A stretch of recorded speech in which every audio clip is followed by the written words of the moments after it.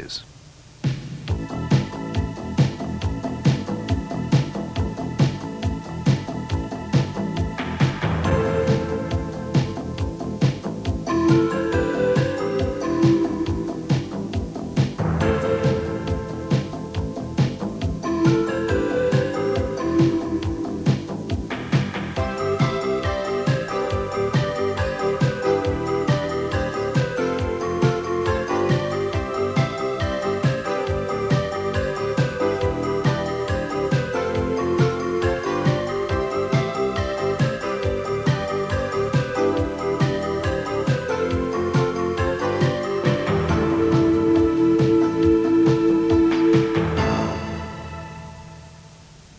Good evening and welcome to Choices. Tonight we're discussing choices in sex that aren't often talked about. For despite sex being something that concerns most of us a great deal of the time, we're quite bad about talking about what it's for. Is it only for having children, the biblical command to be fruitful and multiply? Or with reliable contraception does that become absurd and we have sex for other reasons because we want to? Is Christianity responsible for our guilt? Is sex evil, a sin, as the early Christians thought? Or is it normal and natural, God's creation to be enjoyed? Sex is difficult to talk about because we lack the right words. We colour our language about sex so that it doesn't necessarily mean it's fun. Making love is romantic. Sexual intercourse is clinical. Screwing is slightly pejorative and used by men more than women. And all the other terms are considered so vulgar I can't say them here.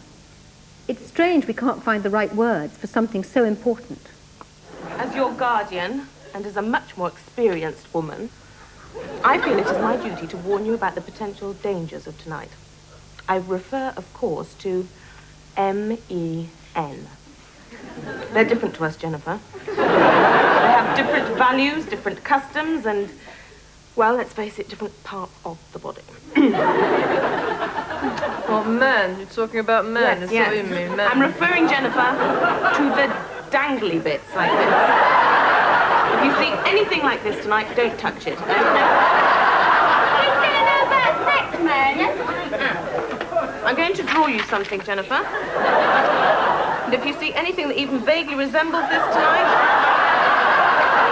call the police immediately, okay?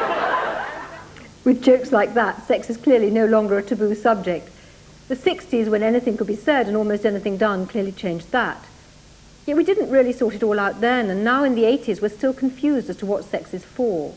That question got lost in all the discussion about defining sexuality. Were we gay or straight, homosexual or heterosexual? We're less interested in that distinction tonight, but want to look at the most difficult problem of why we have sex at all. Is it instinct or emotion, lust or love? Did the talk about sex in the 60s and 70s set our expectations too high? Or have the choices always been the same, and the reality is less than what we'd hoped for? Do we have any real choice, or does society make the choices for us? To discuss this tonight, I have with me a distinguished panel. On my far right, I have Celia Haddon, author and journalist, who in her previous books has been advocating celibacy, and she believes that sex isn't as necessary to most of us as food and drink. Then on my immediate right, I have Richard Holloway, newly consecrated Bishop of Edinburgh, who describes himself as a slightly anguished liberal about these matters. On my immediate left, I have Dr. Adrian Rogers, who is consultant to the Conservative Family Campaign and who believes that the sexual liberty of the 1960s has caused a variety of problems, personal, societal, and indeed financial. And on my far left, I have Jane Cousins, who amongst a variety of other things is the author of a book geared mostly for teenagers, but not entirely, called Make It Happy, a do-it-yourself guide to sex. We also have with us a large audience tonight. Some members of the audience have been invited specially because we know that they have a particular view that they want to put forward, but everybody in the audience no doubt has personal views to contribute, and everybody has had choices about sex to make. So we do hope that you will all take part in the discussion, and please feel free to do so. I will be coming to the audience frequently.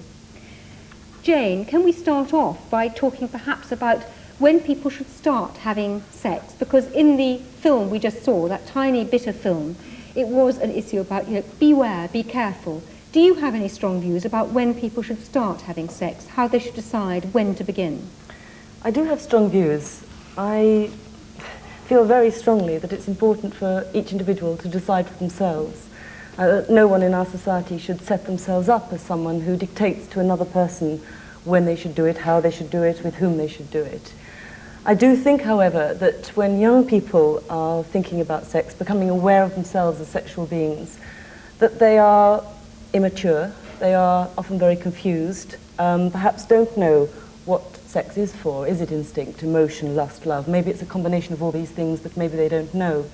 My main concern is that when young people are thinking about being sexual, having sexual lives, that they don't make mistakes that actually haunt them for the rest of their lives. I think choices have to be made, and we can help them make not help them make mistakes, we can help them make their choices, but what we should all be doing is to really helping them not make mistakes or not making disastrous mistakes.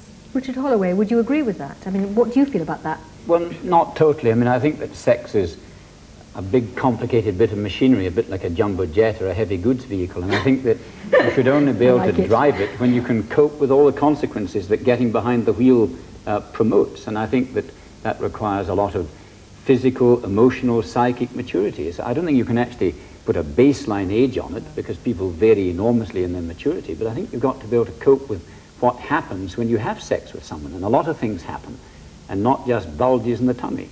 And I think that that's why early teenage sex is almost invariably, I think, too soon. For the last 20 years or so, actually, there has been pretty good sex education in schools, or so some people would say. Can I just ask the audience generally, does anybody have a strong view about sex education and whether they actually think that sex education has been helpful? Yeah, a lot of people who want to speak. Would you like to speak there, please? Yes, well, I've got a 14-year-old daughter, and I'm not at all happy about the sex education she's had at school. Now, I teach my daughter that sex is for marriage. I tell her it's a thoroughly good thing, and I tell her that outside of marriage it's always to a greater or lesser extent devalued. But when she got to school, in spite of my efforts to find out what she was going to be taught, at the age of 11 she was told that sex was for loving relationships. Well, I reckon an 11-year-old could make anything of that. And then at 12 she was given a class all about contraceptive technique and abortion. Now, if you teach 12-year-olds about contraception, they might be forgiven for believing that they ought to be putting it into practice, because after all, if you teach them French, you expect them to speak it. I take the point. Can I stop you there and see, perhaps, is there one of the younger members of the audience who might like to talk about it, who's had sex education recently? I think it was quite biological, the way they put it over. It was very, you know, this happens and then this happens, and with diagrams and stuff. It wasn't really anything about the emotional side of it or anything like that. Did you think it was right that it was done like that? No, I think it was a bit sort of aloof, you know, the way they're sort of looking down at you and saying, well, you know, this is what happens, and, you know, make of it what you will, you know, sort of thing. Everybody tells you physically how it's going to feel, what it will be like, but nobody ever tells you emotionally how you're going to feel. Sure. And that's the biggest shock. It's the biggest shock of all. To put it mildly, in fact. Right, Lord Buckmaster, you in fact had an amendment recently to the education bill, which is adopted by the government. Would you like to actually talk about that a bit and tell us why you felt so strongly about the issue? The thing that really impelled me to go ahead with this was not my own feelings so much as the reactions from parents. And the lady who spoke a little while earlier voiced exactly the views that I've had from a wide range of parents, and they say just this, that they don't want their children, particularly young children, 11-year-olds, in some cases they even start talking about this at 6 to 8, they don't want them confronted with these very disturbing problems at that early age. Jane Cousins, can I actually ask you what you feel about that? Yes, I found it curious that Lord Buckmaster talks about sex as if it's problems. I mean, this is what you actually said. I am absolutely convinced that a lot of the problems for a lot of people on the subject of sex is because they're ignorant, because they don't know who to ask, they don't know how to find out, because they're scared. I absolutely agree that it's very important to put all sex education into the context of loving, good relationships. I think sex in that context is actually a lot better than sex just for curiosity or by mistake or for any other reasons. But I think it's very important that we don't go on having people like on the Just 17 magazine, people like Marge Proops in newspapers, our agony uncles and aunts, their job is really to mop up on the problems that are caused because proper, good sexual education is not being given to young people today. I find that very frightening. It makes me very angry. I'm extremely pleased that the woman there, her daughter, actually had sex education that did put sex into the context of loving relationships, and appalled that the young man over there was given kind of facts in a very biological, clinical way. That's exactly what happened to me. I think it was appalling that any young person should have to go through a sex education like that. It needn't be a problem if we take a responsible attitude and educate our children and see it as a normal part of our lives, not as a problematic part of our lives. Jenny Tucker, what do you feel? Do you feel that actually one could do better on sex education? Yeah, definitely. I agree with Jane. We get lots of problems coming through to Just 17 because they're ignorant of the facts.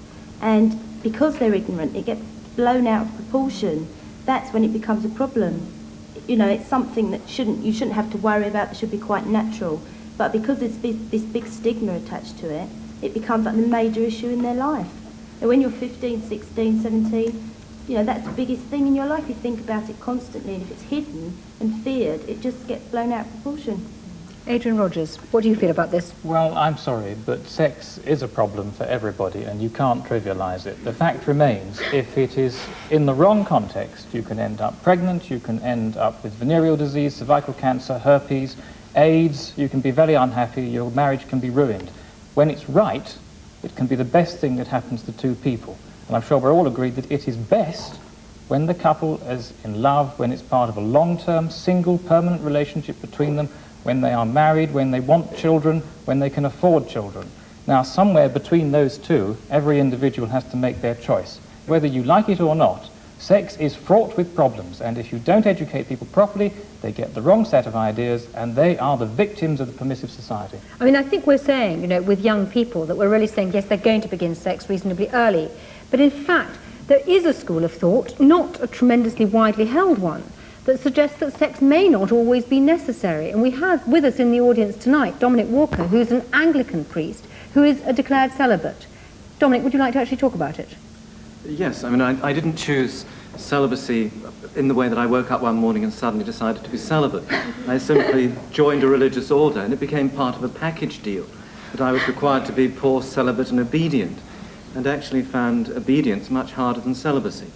But to begin with, it was a matter of, at the age of 19 really, of just missing physical sex. And then as time went on, and my twin sister, for instance, got married and had children, then I missed the fact that I wasn't going to be a father. And now when I'm getting to my age, I'm coming up to 38, and that means that I feel I'm missing out a lot. I'm almost missing the boat. It's going to be too late. But I recognise that that's something that I've embraced and accepted. I didn't understand the full effect of the choice when I made it, but now I would stick with it because I do believe that God does repay what we give up for him 100-fold, and therefore there are all sorts of other things that I get in exchange for giving that up for God. What would you say that you gained? What could you can you define it a bit more? Is that hard? Yes, some of it I suppose is sort of spiritual. I mean, I do feel a particular close relationship with God because I feel that I can say to God, I feel that I've given this up for you because you're so good. But part of it is also to do with my relationship with other people. And I have a lot of time for the people in my parish. I can work early in the morning till late at night with them, which I couldn't do if I had a wife and family. I can understand that only too well. Right. But also even with my personal friends. I have lots of personal friends who I find really quite exciting, and I enjoy my friendship with them, which I think is at a much deeper level. Because I know that with many of my friends who got married, because they then have to give their time to their own families, their friendship for other people isn't so great. Right. Celia Haddon, you too have your doubts, don't you, about the use of sex. What do you feel? Well, I mean, look at him. He's a perfectly normal, sane, ordinary human being. At least you seem to me. And what I think is, really that there's been, the propaganda was, I mean, every sex manual has an unspoken message, which is do it, otherwise you wouldn't be reading about it, you know? And there's another thing, which is sex is normal. Well, sex isn't normal to everybody. There are times when you may not want it. There may be times, there are people for whom sex isn't something they want, or it isn't something that happens in their life. And there's a lot of people today, I mean, who worry because they're not getting it, as it were. They worry because they feel they're abnormal. They worry every time somebody says sex is normal, sex is good for you, sex is healthy. Well, you know, sex isn't necessarily normal or good for you or healthy. I mean, I'm somebody who screwed around when they were young, and it wasn't very good for me. And it wasn't, I would say, let's put it this way, that it wasn't exactly like me, you know? It was somebody else? Well, it was, I think it was, I was looking for something that would make me happy, you know? And I think what makes me happy is rather down-to-earth, ordinary affection. Friends, husbands, cat, may I just point out, all kinds of ordinary things. That makes me, insofar as I'm an ordinary human being, I need to be loved and to love. And sex really is very subsidiary to that. And not really necessarily a part of it, is that what you're saying? Well, I mean, if you're married to someone, sex is normally a part of marriage, but there was the great sexual liberator Havelock Ellis, who actually had no sex for 20 years, and he said it didn't matter. You see, I think some of the sexual liberators have a rather organised sex life. They're lucky, so they don't see it as something powerful or harmful. I mean, I'm one of those sort of ex-sexual chaotics, you know? I didn't manage it very well. No, utterly organised. No, but a bit better. Jane Cousins, come in on that.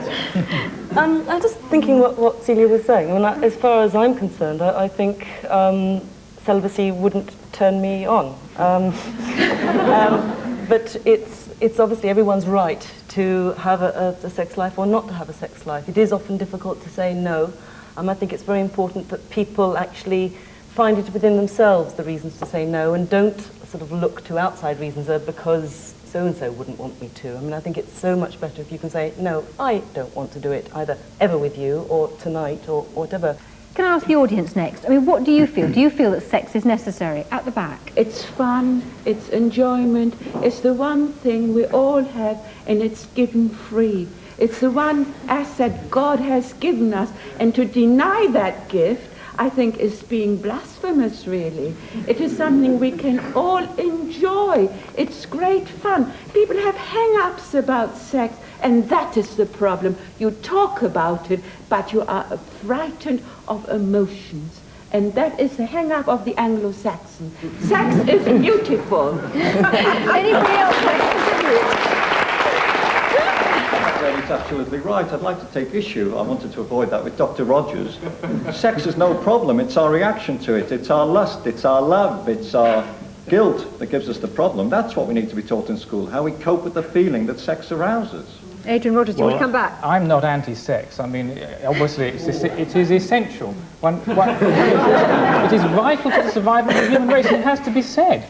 But there are an awful lot of rather strange school teachers saying a lot of strange things to children, which should not be said. Paul Brown, can I bring you in now as a psychologist? What's your view about this? Do we need sex? Of course we need sex. It's bound to be here. At a psychological level, it's about the most fundamental attachment that we ever have. Can you explain that? Well, what are we doing in this world as human beings? We're trying to find ways of belonging. We're trying to find ways of meaning something to somebody. And I think that it's most profound. Sex is the way we find meaning in the world in a loving relationship. But of course, like everything else in this world, it can be trivialized, it can be abused, and it has a variety of influences. So it can be fun, it can be awful, it can be disease-ridden, it can be all kinds of things. So it's an amazingly complex subject. We need it, and we explore the other half of ourselves. The masculine explores the feminine explores the masculine. And that mystery, what it's like to be the other person, we will never solve except by being part of the other person. Richard Holloway, some have argued that Christianity is very largely responsible for us thinking that sex is in some way dirty, giving us our guilt, that it's evil in some way. I have to say as a rabbi that I tend sometimes to agree with that view. Yeah, so do I. So do you. Can't even score one on a bishop. What do you feel? Well, I mean, it's a very powerful thing. Most cultures get it wrong. I mean, our culture has got it wrong. And most cultures have some kind of restraints put on it, and the restraints are usually rather blunt, and they mess it up, and you get reactions. And a lot of the diseased sex in Christianity came, I think, really from St. Augustine, who saw it as the sort of focus, the origin of all sin. There's a Christian doctrine about sin. I won't bore you with it, but he saw it as being transmitted through sexual intercourse. And so from then on, sexual intercourse as such was seen as a bad thing. But that, in a sense, was a diversion from the real biblical Old Testament view of sex as a unitive, relational thing that's good, is to be celebrated, but is also precarious, because human beings are fallible and weak. Some are sexually very disturbed. Not all sex is fun. The violation of minors is never fun. Rape is never fun. There are all sorts of things like that happen in sex. And I think that one of the things I'm hearing here is that most people want healthy, responsible sex. They want to avoid coercive sex. They want to avoid all the pressures that are put on people, whether they're put on by society, girls having to make out because all the other girls in the locker room have done it and you're the only virgin in the form. That's pressure. That's improper. That's removing choice. And very hard to actually resist. And very hard to resist. And something's happened. There's a lot of commercial pressure on sex in our society. I mean, it sells, go up the London Underground. It's what sells things. Women in bras. You don't see men well, they don't wear bras. Some of them one thing I'd like to say, that I think that it's swinging back, and I think it's swinging back because women are getting a grip. I think the sexual revolution in the 60s was terrific for men. It was invented by men, by Hugh Hefner. It meant you got all the sex you wanted for nothing. And women were conned into that. A lot of them were conned into giving sex when they didn't really want it. A lot of them wanted affection. They wanted to be held, to be cuddled, and they had to go through all this other stuff to get the cuddle that followed it. Lots of women have told me that. And I think that what's now happening is women are beginning to assert themselves, and they're saying enough already, and this thing has got to have meaning, it's got to be intimate, it's got to be about value, about emotion. And I think I cheer on the women. I think that they're going to recover a valid sex ethic in our culture. Celia, I just want to pick up one point. We're talking as if sex should be without inhibitions, without repressions. You see, that's not really true. I mean, you don't expect normal people to be without guilt in normal life. Those are called psychopaths, people who don't feel any guilt, who just do what they like without thinking about anybody's, any other person's interest. Well, it's the same in sex. We ought to feel guilty. I mean, we ought to feel guilty if I'm in a lousy mood and say to my husband, I've got a headache, you know, just to be nasty. Or he ought to feel guilty if he, you know. There's a lot of things which is just uncaring behaviour which we ought to feel guilty about. And the idea that you just go on doing things till you stop feeling guilty doesn't work. I think actually learning to live with guilt is something quite important that we perhaps should all think about. That guilt needn't be such a bad thing to have. What I do think is that if this guilt is born out of ignorance, born out of fear, born really out of a situation of just not knowing why you're feeling guilty about something, and it stops you from doing something, and that's quite neurotic behaviour. And I don't think you can be very happy if you're acting out neuroses or because of neurosis. But guilt doesn't necessarily stop you from doing things, you know. I mean, you can go on doing them. Just takes the fun out of it. Yeah, well, no, it just makes you feel lousy afterwards. The Mozambique morning, when you wake up and you say, I wish I was in Mozambique, I don't want to be here. Arabella Melville, what's your view? Well, I think that by having experience with a number of different people, you learn about sex, you learn about yourself. I think it's very important that you don't do it, you know, because you feel pressured or whatever. And one of the biggest problems is actually learning to tune into what you feel for yourself. I mean, nobody, I think, would say that they deliberately taught me that it was wrong. But all the anxieties about, you know, girls shouldn't do it, I shouldn't do it, I'd get a bad reputation and all the rest of it, these were all very, very strong in me. And it wasn't until my 20s that I started questioning, started trying to find out about myself, and discovered my sexuality, and it was the most wonderful discovery. Paul Brown, do you think that men and women see it differently, which is something that keeps on echoing? We keep on hearing, you know, that women have the need to, and then we sometimes hear that women are different about it, and certainly that girls shouldn't do it. What do you feel? I'm sure men and women experience sex differently. The actual experience of being penetrated is against the experience of being the person who penetrated. A profoundly different experience.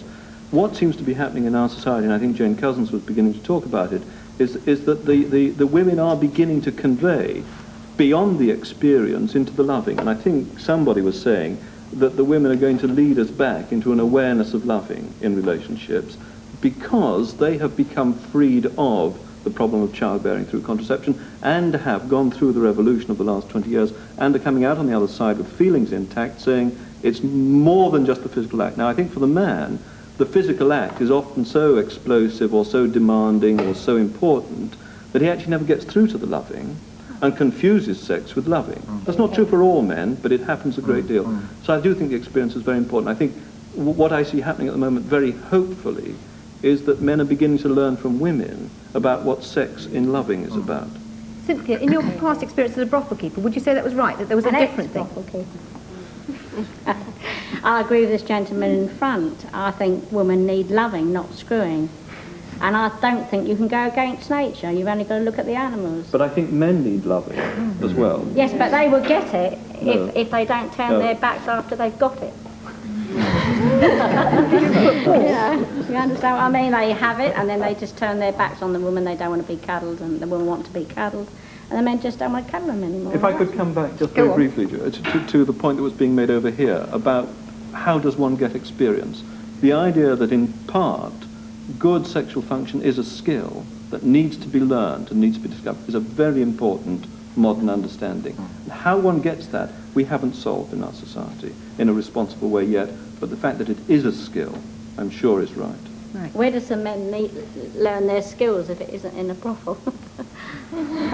Isn't it the case that some people just aren't capable, possibly, of having a long-term relationship?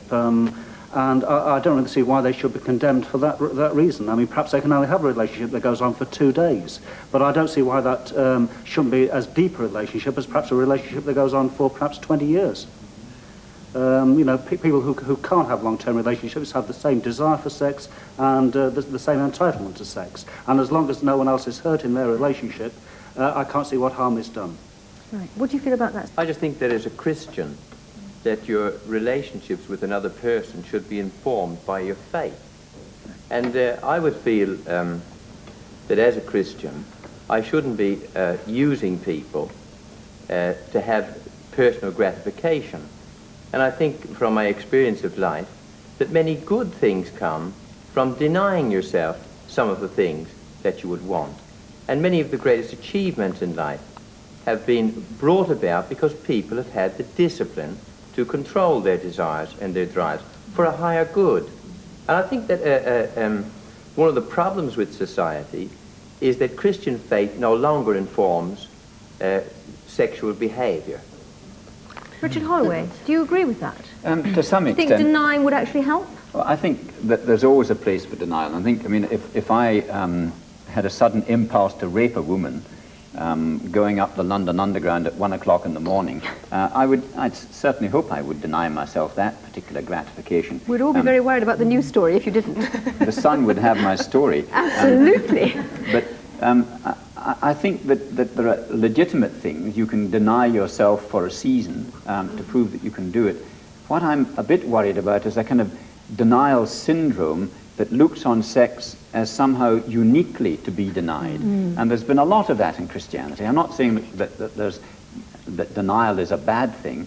I'm simply saying that occasionally it smells a little bit, that approach of a kind of downgrading of sex itself, a kind of fear of sex, a fear of the body, a fear of intimacy. And a lot of men who are into denial are themselves afraid of intimacy. A lot of men who go for 1 night or 2 night stands are really incapable of human intimacy. People like that should get their heads opened up and looked into because they're missing the most wonderful thing in the world, which is love. And I know that a lot of people are like that. I see a lot of them. I counsel a lot of them. People who are incapable of tenderness, who are incapable of anything. They're longing for it. That's what the ejaculation gives them. It gives them a moment of contact and then they hate it. Well, people like that should work on themselves, and there are lots of people around who will maybe help them to be thawed out.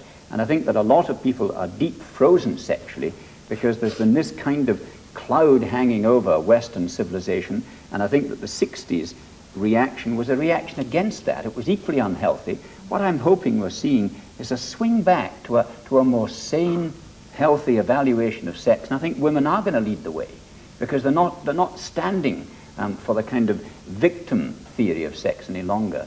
They're wanting, it's wrong to say they're wanting something out of it, but they're wanting value and meaning. A commentator said that the boy talks of love, but he really wants sex, and the girl permits sex, but she really wants love. And I think that one is going to educate the other, and I think that things are getting better. But they are both afraid, and in fact, in what's happening and what's been happening over the last 5 years, I think we've actually been seeing an increase in fear, very largely caused by the AIDS epidemic, but also by new evidence on, for instance, cervical cancer, although some of that is a bit questionable, and all sorts of evidence of spread of sexually transmitted diseases of one sort or another. And I think one is seeing a new kind of fear.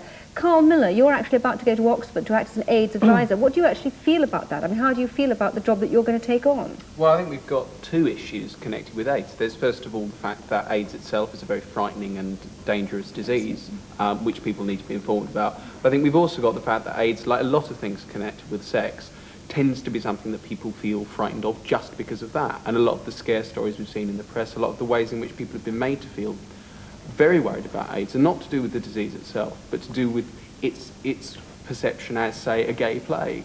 And it's being used by a lot of people to attack homosexuals. It's being used to attack gay men and lesbians who are at virtually no risk from sexual transmission of AIDS. And I think we've got to keep it clear that what we're dealing with AIDS and with other sexually transmitted diseases is one side, which is the need for good education and for dealing with people on those diseases, and the other side, we're dealing with the bigotry and hatred which those bring. Philip Groom, how has the whole thing changed your experience? Well, 60s liberation, 70s liberation has gone in for a lot of bashing this evening. It was a splendid time. It was a time when one walked down the street, you could smell sex sometimes, it was there, and you had it, and it was very good. It's not the same now. If you think you're going to sort of pass on a disease that'll kill your partner, perhaps your long-term partner, perhaps you're living with somebody who'll get the disease, you'll pass it on to him, your casual partner, then the whole morality game starts coming into play. One sort of kept it at bay for a very long time. But a lot of serious thought now has to go into gay sex. Richard Holloway, would you agree with that? Yes, I would. A lot of would. serious thought has to go into it. Yes, I mean, I obviously, I mean, you don't need my permission to do anything, but I think that a lot of gay sex in the 60s and 70s was a very profound reaction against years of misunderstanding and oppression. I think it became almost utopian in its promiscuity, and I think the interesting thing is now that gay voices are trying to develop an allowable sexual chastity within the gay community. Now, I'm very interested in that. I'm not interested in saying to gays, you must be celibate whether you have the vocation for celibacy or not. But I really do think that gays have to learn something about the restraints that real relational sex involve. And it's tragic that it's taken this hideous situation to make us all think about that. But the same thing happens in heterosex. There are people suffering from AIDS who are heterosexual. In Africa, it's a heterosexual disease. It's not exclusively a gay plague. If there is a silver lining to that hideous cloud, it may be that we'll discover a new kind of restraint and new gentleness, and gays are leading the way in this. That was there. I mean, I think the 60s, 70s have been totally misrepresented this evening. Oh, my dear, it wasn't there. I mean, I can take you to some. I can take you to some clubs in New York. I can take you to some clubs in New York, gay clubs, where the sex that's on offer is clearly a lot to do with self-disgust and self-hatred. You go to the middle part. We could take you to some other clubs. Yes. I mean, you know, there are all those different sorts of things, and I think that what happens is that people misrepresent. I talk to people. They say, I hear gay men have 1,000 sex partners a year. I haven't had them. I mean, you know, I haven't been doing that. I haven't been around that long. And we're not doing that. We're all different. We're all doing things. I don't think it's sensible to talk about promiscuity and gay men unless you understand that it's not just people in the 60s and 70s who are reacting. If you're living in a small town in Britain now, but come on, AIDS has a message actually for all of us, doesn't it? It's not actually just for gays. It's something that is going to affect the heterosexual population. It's already beginning to do so, and clearly in Africa it's a heterosexual disease, as Richard has said. So in fact, I mean, I do think it is actually changing people's thinking. Now, it may only be out of fear, but it is changing people's thinking. And it is related to promiscuity, as a lot of cervical cancer is. I mean, the message seems to be that sex is good, but bad sex is bad not only for your mind, but for your body. Right, Adrian Rogers. Whether we like it or not, the permissive society has wreaked havoc in our nation. We absolutely have an epidemic of broken families, largely due to adultery and the technology of contraception, etc. We now have the AIDS epidemic, and like it or not, the homosexuals and the drug addicts are the natural reservoir of this particular virus.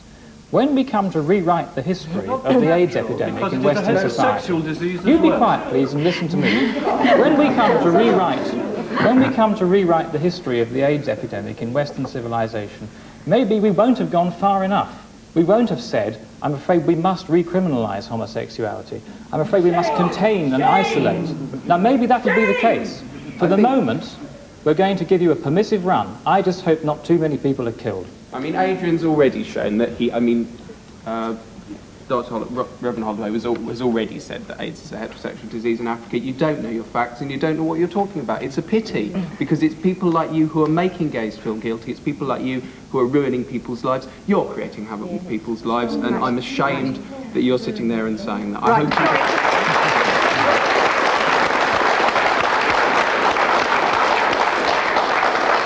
Focus back on the issue of promiscuity and whether the fear of AIDS and other diseases has actually changed our behaviour. Anybody in the audience? Not on the straight gay issue, on the whole kind of sexual liberty issue. Yes.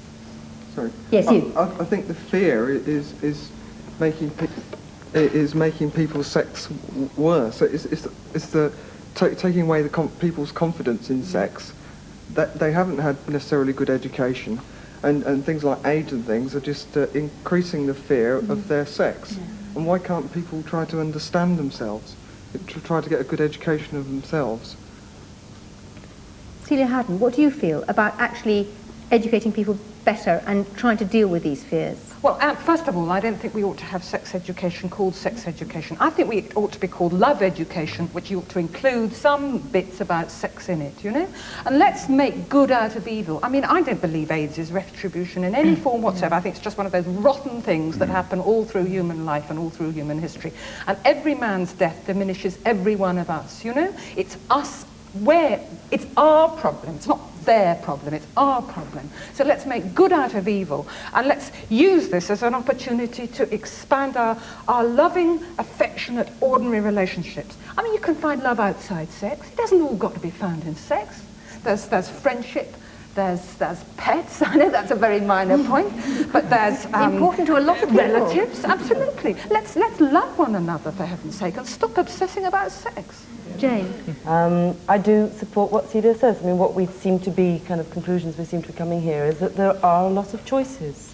That there are a lot of choices open. The sad thing is that a lot of people don't realise that there are so many choices. Richard Holloway, what do you think the choices are that are open to us? I think that if you lock people up in a prison for 100 years and then let them out, they're going to have an awful spree and they're going to get drunk and fall all over themselves. And then, to a certain extent, that's what happened in the 60s. There will then be a temptation to say people can't handle freedom, herd them all back inside the prison block. I hope that doesn't happen. I hope that what does happen is that we learn to adjust to the freedom, to the pluralism of our society, that we learn to tolerate sexual minorities without necessarily ourselves approving of what they do with their bodies any more than seeking their approval for what we do, but a sort of an allowable tolerance that is not without edges, that's not without discipline and restraint. I hope for that kind of society in which sex really means something of value and not simply be a kind of Hugh Hefner spectator or recreation. And I hope that's happening. I sincerely hope that we're not poised on the verge of a kind of a new ice age morally in Britain. I don't think we are, because most people are basically struggling with the issues, want to make the right choices, and are not going to be herded back inside the prison house. And that, I'm afraid, is all that we have time for.